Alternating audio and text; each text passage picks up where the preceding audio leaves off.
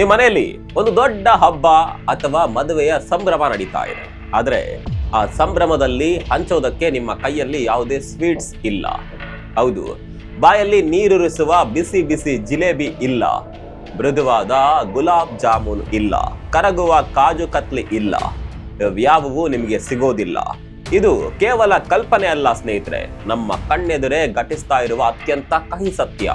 ನಮ್ಮ ಭಾರತದಲ್ಲಿ ಯಾವುದೇ ಹಬ್ಬ ಇರಲಿ, ಮದುವೆ ಇರಲಿ ಅಥವಾ ಸಣ್ಣದೊಂದು ಬರ್ತ್ಡೇ ಪಾರ್ಟಿ ಇರಲಿ, ಒಂದು ಬಾಕ್ಸ್ ಸಿಹಿ ತಿನಿಸು ಇಲ್ಲದೆ ಆ ಸಂಭ್ರಮ ಪೂರ್ಣಗೊಳ್ಳೋದೇ ಇಲ್ಲ. ಹಬ್ಬದ ದಿನ ಸ್ವೀಟ್ಸ್ ತರೋದು ನಮಗೆ ಕೇವಲ ಆಚರಣೆ ಅಲ್ಲ, ಅದೊಂದು ಭಾವನಾತ್ಮಕ ಸಂಬಂಧ. ಆದರೆ ಸ್ನೇಹಿತರೆ, ಇತ್ತೀಚಿನ ದಿನಗಳಲ್ಲಿ ನೀವು ಸ್ವೀಟ್ ಸ್ಟಾಲ್ಗಳಿಗೆ ಹೋದಾಗ ಬೆಲೆಗಳನ್ನ ಗಮನಿಸಿದ್ದೀರಾ? ಬೆಲೆಗಳು ಗಗನಕ್ಕೇರ್ತಾ ಇವೆ.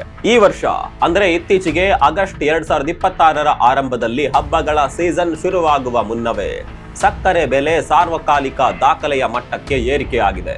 ಇದಕ್ಕೆ ಕೇವಲ ವ್ಯಾಪಾರಿಗಳ ಲಾಭದ ಆಸೆ ಕಾರಣವಲ್ಲ, ಇದರ ಹಿಂದೆ ಪ್ರಕೃತಿಯ ಅತಿ ದೊಡ್ಡ ಆಕ್ರೋಶ ಅಡಗಿದೆ. ಹೌದು, ಕ್ಲೈಮೇಟ್ ಚೇಂಜ್ ಈಗ ನೇರವಾಗಿ ನಮ್ಮ ಊಟದ ತಟ್ಟೆಗೆ, ಅದರಲ್ಲಿಯೂ ನಮ್ಮ ಇಷ್ಟದ ಸ್ವೀಟ್ ಬಾಕ್ಸ್ಗೆ ಕಂಟಕ ತಂದಿಟ್ಟಿದೆ.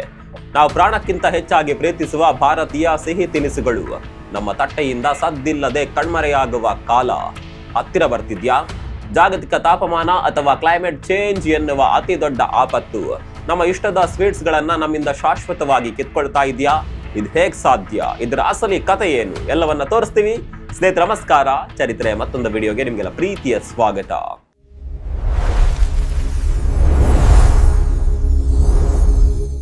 ಸ್ನೇಹಿತರೆ, ಬಿಸಿ ಬಿಸಿ ಜಿಲೇಬಿ ತಿನ್ನುವಾಗ ನಮಗಾಗುವ ಆನಂದಕ್ಕೆ ಬೆಲೆ ಕಟ್ಟಲು ಸಾಧ್ಯವೇ? ಆದರೆ ಈ ಅದ್ಭುತ ಸಿಹಿ ತಿನಿಸುಗಳ ಹಿಂದೆ ಇರುವ ಕೃಷಿ ವ್ಯವಸ್ಥೆ ಇದೆಯಲ್ಲ, ಅದು ಇವತ್ತು ಜಾಗತಿಕ ತಾಪಮಾನದ ತೀವ್ರ ಹೊಡೆತಕ್ಕೆ ಸಿಲುಕಿ ನಲಗಿ ಹೋಗಿದೆ. ಯೋಚನೆ ಮಾಡಿ, ನಮ್ಮ ದೇಶದ ಕೃಷಿ ಭೂಮಿಯಲ್ಲಿ ಸದ್ದಿಲ್ಲದೆ ಒಂದು ದೊಡ್ಡ ಪ್ರಳಯವೇ ಸಂಭವಿಸ್ತಾ ಇದೆ. ಹವಾಮಾನದ ಈ ಅನಿರೀಕ್ಷಿತ ಬದಲಾವಣೆ ಒಂಥರ ಸುನಾಮಿಯಂತೆ ಇಡೀ ಸಿಹಿ ತಿನಿಸುಗಳ ಉತ್ಪಾದನಾ ಸರಪಳಿಯನ್ನೇ ನುಂಗಿ ಹಾಕಲು ಹವಣಿಸ್ತಾ ಇದೆ. ಸಿಹಿ ತಿನಿಸುಗಳಿಗೆ ಬೇಕಾಗುವ ಮುಖ್ಯ ಪದಾರ್ಥಗಳಾದ ಕಬ್ಬು, ಗೋಧಿ, ಕಡಲೆ, ಎಳ್ಳು ಮತ್ತು ಗೋಡಂಬಿ, ಹೌದು, ಈ 5 ಪದಾರ್ಥಗಳು ಇಂದು ಹೆಚ್ಚುತ್ತಿರುವ ತಾಪಮಾನ, ಅನಿರೀಕ್ಷಿತ ಮಳೆ, ಭೀಕರ ಬರಗಾಲ ಮತ್ತು ವಿಪರೀತ ಹವಾಮಾನ ವೈಪರೀತ್ಯಕ್ಕೆ ನೇರವಾಗಿ ಬಲಿಯಾಗ್ತಾ ಇದೆ. ಇದರ ನೇರ ಪರಿಣಾಮವಾಗಿ ಈ ಬೆಳೆಗಳನ್ನ ಬೆಳೆಯುವ ವಿಧಾನ ಬದಲಾಗ್ತಾ ಇದೆ. ಇವುಗಳ ಉತ್ಪಾದನಾ ವೆಚ್ಚ ಹೆಚ್ಚಾಗ್ತಾ ಇದೆ ಮತ್ತು ಅಂತಿಮವಾಗಿ ಇವುಗಳ ಬೆಲೆ ಏರಿಕೆಯಾಗಿ ನಮ್ಮ ಸ್ವೀಟ್ ಬಾಕ್ಸ್ ನಲ್ಲಿ ಇರುವ ಸಿಹಿಯ ಪ್ರಮಾಣವೇ ಕಡಿಮೆ ಆಗ್ತಾ ಇದೆ. ಸ್ನೇಹಿತರೆ, ಯಾವುದೇ ಸಾಂಪ್ರದಾಯಿಕ ಸಿಹಿ ತಿನಿಸನ್ನ ನೆನಪಿಸಿಕೊಳ್ಳಿ, ಅದರಲ್ಲಿ ಸಕ್ಕರೆ ಇಲ್ಲದೆ ಇರಲು ಸಾಧ್ಯವೇ? ಖಂಡಿತ ಇಲ್ಲ. ಗುಲಾಬ್ ಜಾಮೂನ್, ರಸಗುಲ್ಲಾ, ಜಿಲೇಬಿ, ಪೇಡ ಮತ್ತು ತರಹೇವಾರಿ ಲಾಡುಗಳು ಇವೆಲ್ಲವೂ ಪ್ರತ್ಯಕ್ಷವಾಗಿ ಅಥವಾ ಪರೋಕ್ಷವಾಗಿ ಸಕ್ಕರೆಯ ಮೇಲೆಯೇ ಅವಲಂಬಿತವಾಗಿವೆ. ಅಂದ್ರೆ ಇವೆಲ್ಲವೂ ಕಬ್ಬಿನ ಬೆಳೆಯ ಮೇಲೆ ಆಧಾರಿತವಾಗಿವೆ. ಕೇವಲ ಸಕ್ಕರೆ ಮಾತ್ರವಲ್ಲ, ನಮ್ಮ ಹಳ್ಳಿಗಳಲ್ಲಿ ಗ್ರಾಮೀಣ ಸೊಗಡಿನ ಸ್ವೀಟ್ಸ್ ಗಳಿಗೆ ಬಳಸುವ ಬೆಲ್ಲ ಕೂಡ ಕಬ್ಬಿನಿಂದಲೇ ತಯಾರಾಗುತ್ತೆ. ಆದರೆ ಸ್ನೇಹಿತರೆ, ಭಾರತದ ಸಕ್ಕರೆ ಮಾರುಕಟ್ಟೆಯಲ್ಲಿ ಈಗ ಭೀಕರ ಬಿಕ್ಕಟ್ಟು ಸೃಷ್ಟಿಯಾಗಿದೆ. ವ್ಯಾಪಾರಿಗಳು ಮತ್ತು ಉದ್ಯಮದ ಮೂಲಗಳು ನೀಡಿರುವ ಮಾಹಿತಿಯ ಪ್ರಕಾರ ಆಗಸ್ಟ್ 2026 ಆರಂಭದಲ್ಲೇ ಸಕ್ಕರೆ ಬೆಲೆ ಸಾರ್ವಕಾಲಿಕ ದಾಖಲೆಯ ಮಟ್ಟವನ್ನ ತಲುಪಿದೆ. ಇದಕ್ಕೆ ಕಾರಣವೇನು ಗೊತ್ತಾ? ನಮ್ಮ ಕರ್ನಾಟಕ ಮತ್ತು ಮಹಾರಾಷ್ಟ್ರದಂತಹ ದೇಶದ ಪ್ರಮುಖ ಕಬ್ಬು ಬೆಳೆಯುವ ರಾಜ್ಯಗಳಲ್ಲಿ ಈ ಬಾರಿ ಅತ್ಯಂತ ಕಳಪೆಯಾಗಿ ಮಳೆಯಾಗಿದೆ. ಇದರಿಂದಾಗಿ ಸಕ್ಕರೆಯ ಒಟ್ಟು ಇಳುವರಿ ತೀವ್ರವಾಗಿ ಕುಸಿಯುವ ಭೀತಿ ಎದುರಾಗಿದೆ. ಕಬ್ಬು ಬೆಳೆಗೆ ಅಪಾರ ಪ್ರಮಾಣದ ನೀರು ಬೇಕು, ಆದರೆ ಇಲ್ಲಿ ಕೇವಲ ಮಳೆ ಬಿದ್ರೆ ಸಾಲೋದಿಲ್ಲ. ಆ ಮಳೆ ಸರಿಯಾದ ಸಮಯಕ್ಕೆ ಬರಬೇಕು. ಮಳೆ ತಡವಾದ್ರೆ ಅಥವಾ ಸರಿಯಾದ ಪ್ರಮಾಣದಲ್ಲಿ ಬರದಿದ್ರೆ ಇಡೀ ಕಬ್ಬು ಬೆಳೆ ನಾಶವಾಗುತ್ತೆ. ಇದೀಗ ಭಾರತೀಯ ಕೃಷಿ ಸಂಶೋಧನಾ ಮಂಡಳಿಯ ವಿಜ್ಞಾನಿಗಳು ಕಡಿಮೆ ನೀರನ್ನ ಬಳಸಿ ಹೆಚ್ಚು ಇಳುವರಿ ನೀಡುವ, ಹವಾಮಾನ ವೈಪರೀತ್ಯವನ್ನ ತಡೆದುಕೊಳ್ಳುವ ಹವಾಮಾನ ಸ್ಥಿತಿಸ್ಥಾಪಕ ಕಬ್ಬಿನ ತಳಿಗಳನ್ನ ಅಭಿವೃದ್ಧಿಪಡಿಸಲು ಕರೆ ನೀಡಿದ್ದಾರೆ. ಹಾಗಾದ್ರೆ ಮುಂದಿನ ದಿನಗಳಲ್ಲಿ ಜಿಲೇಬಿಯ ಕತೆ ಏನಾಗಬಹುದು? ಜಿಲೇಬಿ ಅಂದ ತಕ್ಷಣ ಆ ಗರಿಗರಿಯಾದ ಆಕಾರ ಮತ್ತು ಅದರೊಳಗಿರುವ ಸಿಹಿ ನೆನಪಾಗುತ್ತೆ. ಈ ಜಿಲೇಬಿಯ ಹಿಟ್ಟನ್ನ ಸಾಂಪ್ರದಾಯಿಕವಾಗಿ ಮೈದಾದಿಂದ ಅಂದ್ರೆ ಸಂಸ್ಕರಿಸಿದ ಗೋಧಿ ಹಿಟ್ಟಿನಿಂದ ತಯಾರಿಸಲಾಗುತ್ತೆ. ಆದ್ರೆ ಗೋಧಿ ಬೆಳೆ ಹವಾಮಾನದ ತಾಪಮಾನ ಏರಿಕೆಗೆ ಅತ್ಯಂತ ಬೇಗನೆ ಬಲಿಯಾಗುವ ಬೆಳೆಯಾಗಿದೆ. ಅದರಲ್ಲೂ ವಿಶೇಷವಾಗಿ ಗೋಧಿ ತೆನೆ ಬಿಡುವ ಮತ್ತು ಬೆಳೆಯುವ ಅತ್ಯಂತ ನಿರ್ಣಾಯಕ ಹಂತಗಳಲ್ಲಿ ತಾಪಮಾನ ಸ್ವಲ್ಪ ಹೆಚ್ಚಾದರೂ ಸಾಕು, ಇಡೀ ಉತ್ಪಾದನೆ ಮಣ್ಣು ಪಾಲಾಗುತ್ತೆ. ICAR ಸಂಸ್ಥೆಗಳ ಸಂಶೋಧಕರು ಜಂಟಿಯಾಗಿ ನಡೆಸಿದ 2024 ಅಧ್ಯಯನವೊಂದರಲ್ಲಿ ಅತ್ಯಂತ ಆಘಾತಕಾರಿ ವಿಷಯವೊಂದು ಹೊರಬಿದ್ದಿದೆ. ಭಾರತದಾದ್ಯಂತ ಗೋಧಿಯ ಇಳುವರಿಯನ್ನ ನಿರ್ಧರಿಸುವಲ್ಲಿ ಪರಿಸರ ಮತ್ತು ಹವಾಮಾನದ ಅಂಶಗಳು ಅತಿ ಹೆಚ್ಚು ಪಾತ್ರ ವಹಿಸುತ್ತವೆ ಎಂದು ಈ ಅಧ್ಯಯನ ಸ್ಪಷ್ಟಪಡಿಸಿದೆ. ಅಂದ್ರೆ ಇನ್ಮುಂದೆ ತಾಪಮಾನ ಹೀಗೆಯೇ ಹೆಚ್ಚುತ್ತಾ ಹೋದ್ರೆ ಉತ್ತಮ ಗೋಧಿ ಸಿಗೋದು ಕಷ್ಟವಾಗುತ್ತೆ.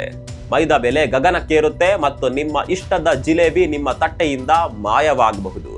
ಮುಂದಿನ ಸಾಲಿನಲ್ಲಿ ನಿಂತಿರೋದು ಎಲ್ಲರ ನೆಚ್ಚಿನ ಬೇಸನ್ ಲಾಡು ಮತ್ತು ಕರ್ನಾಟಕದ ಹೆಮ್ಮೆಯ ಮೈಸೂರು ಪಾಕ್. ಇವುಗಳಿಗೆ ಅತ್ಯಂತ ಮುಖ್ಯವಾದ ಪದಾರ್ಥ ಕಡಲೆ ಹಿಟ್ಟು ಅಥವಾ ಬೇಸನ್. ಇದು ಕಡಲೆಕಾಳಿನಿಂದ ಬರುತ್ತೆ. ಕ್ಲೈಮೇಟ್ ಚೇಂಜ್ ಈಗ ಕಡಲೆಕಾಳಿನ ಮೇಲೆಯೂ ತನ್ನ ಪ್ರಭಾವ ಬೀರಲು ಶುರು ಮಾಡಿದೆ. ದಕ್ಷಿಣ ಏಷ್ಯಾ ಮತ್ತು ಪೂರ್ವ ಆಫ್ರಿಕಾದಲ್ಲಿ ಕಡಲೆಕಾಳಿನ ಕೃಷಿಯ ಕುರಿತು ನಡೆಸಿದ ಸಂಶೋಧನೆಯ ಪ್ರಕಾರ ಹವಾಮಾನ ಬದಲಾವಣೆಯು ಕಡಲೆ ಇಳುವರಿಯನ್ನ ಗಣನೀಯವಾಗಿ ಕುಗ್ಗಿಸಬಹುದು. ಬರಗಾಲ ಮತ್ತು ಅತಿಯಾದ ಶಾಖವನ್ನ ತಡೆದುಕೊಳ್ಳುವ ವಿಶೇಷ ತಳಿಗಳನ್ನ ಬಳಸದಿದ್ರೆ ರೈತರು ಭಾರಿ ನಷ್ಟ ಅನುಭವಿಸಬೇಕಾಗುತ್ತೆ. ಅಂದ್ರೆ ನಿಮ್ಮನೆಯಲ್ಲಿ ಹಬ್ಬದ ದಿನ ಮಾಡುವ ಲಾಡು ಅಥವಾ ಮೈಸೂರು ಪಾಕ್ ಕೂಡ ಇವತ್ತು ಜಾಗತಿಕ ತಾಪಮಾನದ ಕೆನ್ನಾಲಿಗೆಗೆ ಸಿಲುಕಿದೆ. ಇನ್ನು ನಮ್ಮ ದೇಶದ ಅತ್ಯಂತ ಪ್ರಸಿದ್ಧ ಸಿಹಿ ತಿನಿಸು ಕಾಜು ಕತ್ಲಿಯ ವಿಷಯಕ್ಕೆ ಬರೋಣ. ಗೋಧಿ ಮತ್ತು ಕಬ್ಬಿನಂತೆ ಉತ್ತರ ಭಾರತದ ಬಯಲು ಸೀಮೆಯಲ್ಲಿ ಮಾತ್ರವಲ್ಲ, ದಕ್ಷಿಣ ಮತ್ತು ಪೂರ್ವ ಭಾರತದ ಕರಾವಳಿ ತೀರಗಳಲ್ಲಿ ಬೆಳೆಯುವ ಗೋಡಂಬಿ ಕೂಡ ತೀವ್ರ ಸಂಕಷ್ಟದಲ್ಲಿದೆ.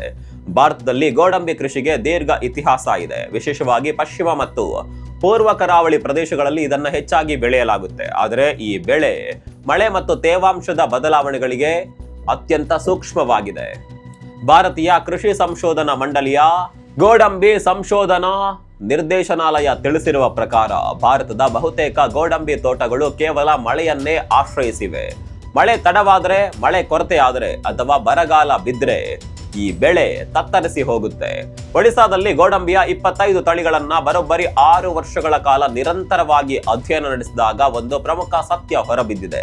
ಹವಾಮಾನ ಬದಲಾವಣೆಯ ಸಂದರ್ಭದಲ್ಲೂ ಉತ್ತಮ ಇಳುವರಿ ನೀಡುವ ತಳಿಗಳನ್ನ ಗುರುತಿಸುವುದು ಅತ್ಯಂತ ತುರ್ತು ಅಗತ್ಯವಾಗಿದೆ ಅಂತ ಈ ಸಂಶೋಧನೆ ಹೇಳಿದೆ.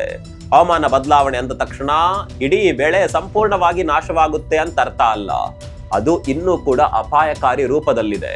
ಇದರ ಅರ್ಥ ಬೆಳೆಗಳು ಕೆಲವೊಮ್ಮೆ ಸಂಪೂರ್ಣವಾಗಿ ಹಾಳಾಗದೇ ಇದ್ರೂ ಇಳುವರಿ ತೀವ್ರವಾಗಿ ಕಡಿಮೆ ಆಗುತ್ತೆ, ಕಾಳುಗಳು ಚಿಕ್ಕದಾಗುತ್ತವೆ, ಗುಣಮಟ್ಟ ಕಳಪೆಯಾಗುತ್ತೆ ಮತ್ತು ಬೆಳೆ ಬೆಳೆಯಲು ತಗುಲುವ ವೆಚ್ಚ ವಿಪರೀತವಾಗಿ ಹೆಚ್ಚಾಗುತ್ತೆ. ಅಂದ್ರೆ ರೈತರು ಅತಿ ಹೆಚ್ಚು ಬಂಡವಾಳ ಹೂಡಬೇಕಾಗುತ್ತೆ, ಆದ್ರೆ ಮಾರುಕಟ್ಟೆಗೆ ಬರುವ ಪದಾರ್ಥಗಳ ಗುಣಮಟ್ಟ ಕಳಪೆಯಾಗಿರುತ್ತೆ.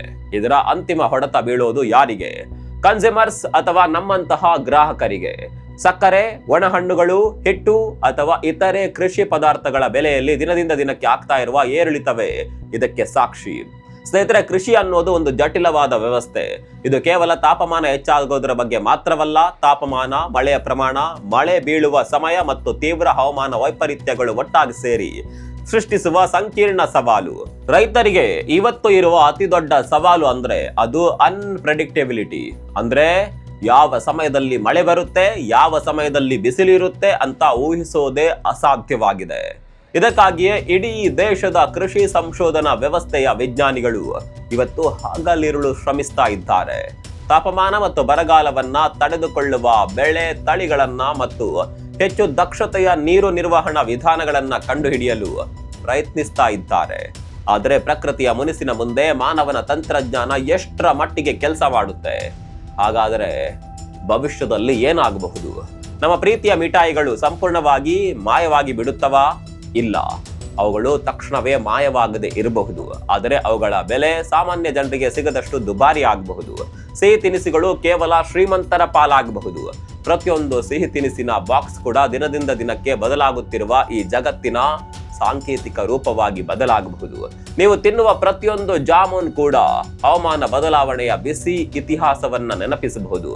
ಸ್ನೇಹಿತರೆ, ಮುಂದಿನ ಬಾರಿ ನೀವು ಒಂದು ಜಿಲೇಬಿಯನ್ನ ಸಕ್ಕರೆ ಪಾಕದಲ್ಲಿ ಅದ್ದಿ ಬಾಯಿಗೆ ಹಾಕಿಕೊಳ್ಳುವಾಗ ಅಥವಾ ಒಂದು ಮೃದುವಾದ ಗುಲಾಬ್ ಜಾಮೂನ್ ಸವಿಯುವಾಗ ನೆನಪಿಟ್ಕೊಳ್ಳಿ, ಇದರ ಹಿಂದೆ ಭಾರತದ ಕೃಷಿ ಭೂಮಿಯ ಅತಿ ದೊಡ್ಡ ನೋವಿನ ಕತೆ ಇದೆ.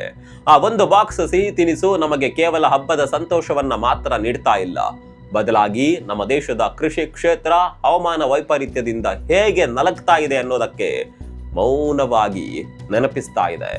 ನಮ್ಮ ನಿಸರ್ಗವನ್ನ ನಾವು ರಕ್ಷಣೆ ಮಾಡದೇ ಇದ್ರೆ ಸಾಂಪ್ರದಾಯಿಕ ಸಿಹಿಯ ರುಚಿ ಕೇವಲ ಇತಿಹಾಸದ ಪುಟಗಳಲ್ಲಿ ಉಳಿಬಹುದು. ಈ ಎಲ್ಲ ಬೆಳವಣಿಗೆಗಳ ಬಗ್ಗೆ ನಿಮ್ಮ ಅಭಿಪ್ರಾಯವನ್ನು ಕಾಮೆಂಟ್ ಮಾಡಿ. ಮತ್ತೊಂದು ವಿಡಿಯೋದಲ್ಲಿ ಸಿಗೋಣ. ಅಲ್ಲಿವರೆಗೂ ನಮಸ್ಕಾರ.